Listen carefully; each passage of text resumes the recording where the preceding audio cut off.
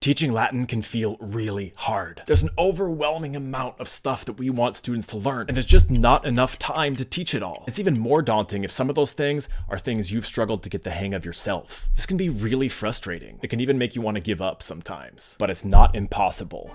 It's just that if you want to have even a chance of helping students learn the Latin, you've got to teach without teaching. Salve, Justin here from the Latin Teacher Lab. What do I mean by teach without teaching? Well, I'm talking about teaching incidentally. The idea of learning especially vocab and other elements of a language incidentally through extensive reading is really well documented, but we can also do it in our class sessions in an even more targeted way. Let me make this concrete with an example.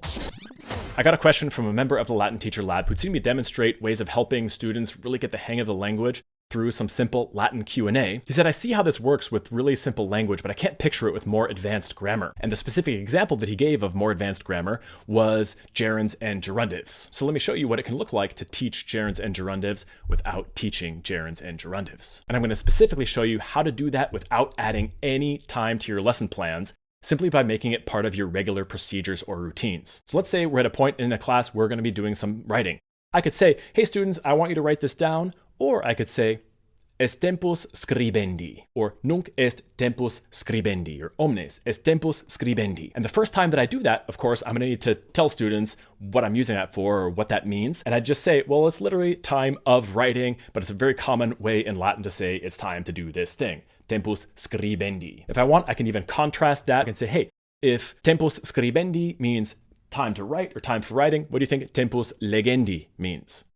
They answer, and sure enough, it means time to read. What do you think tempus bibendi means? Yeah, time for drinking, whatever it may be, right? The key is simply that once I introduce it, then whenever I tell students it's time to do such and such, I use that construction or a similar construction. We could have used, for example, nunc est scribendum, mirroring that famous line of poetry, nunc est bibendum. If you want to give students even more focused exposure to the construction while reinforcing the instructions, you can ask students, after giving the initial instructions, such as est tempus audiendi, maybe you want them to listen to something carefully, and you say, nunc est tempus audiendi, you can ask, estne tempus loquendi an tempus audiendi?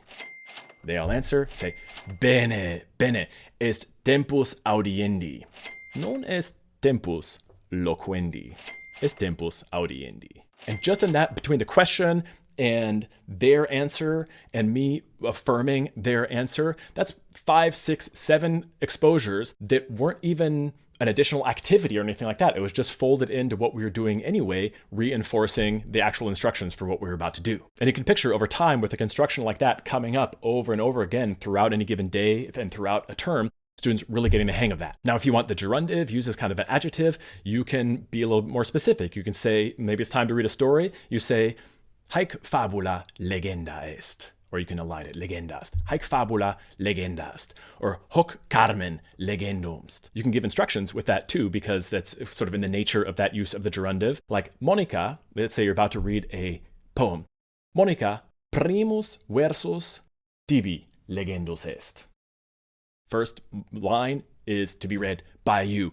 Marce secundus versus tibi legendus est. This way of regularly bringing in advanced grammar has a lot of benefits, both direct and indirect. It has the direct benefit, of course, of giving students frequent, natural exposure to whatever the element of the language is. And you may have heard me emphasize before that if we want students to really get the hang of the language, they need frequent, understood, in-context exposure. It also has the indirect benefit of students' brains being more in what we might call Latin mode. Both the direct and the indirect benefits lead to students knowing more Latin, being able to read better, and being able to make more sense of grammatical explanations if you have a chapter or a lesson on a specific construction, because the explanation will be of something that they already have a sense of, which will make your job way easier and way less frustrating. That's just one set of examples with gerunds and gerundives, but I've actually made a long list of these, and you can have it. It's linked in the description below for you to download. So check that out, but I also want to leave you with one piece of encouragement, which is that you don't need to be a confident Latin speaker to do this. The whole point is that they're just stock phrases that you can have prepared in advance.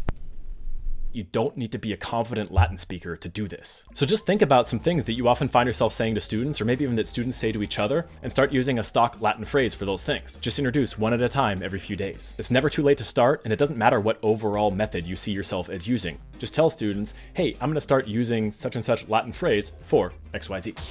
If you want me to make more videos like this and more people to see them, go ahead and hit that thumbs up. If you want another way that I sneak in extra Latin from day one, check out this video next. And if you want another way I streamline classroom procedures, check out this one.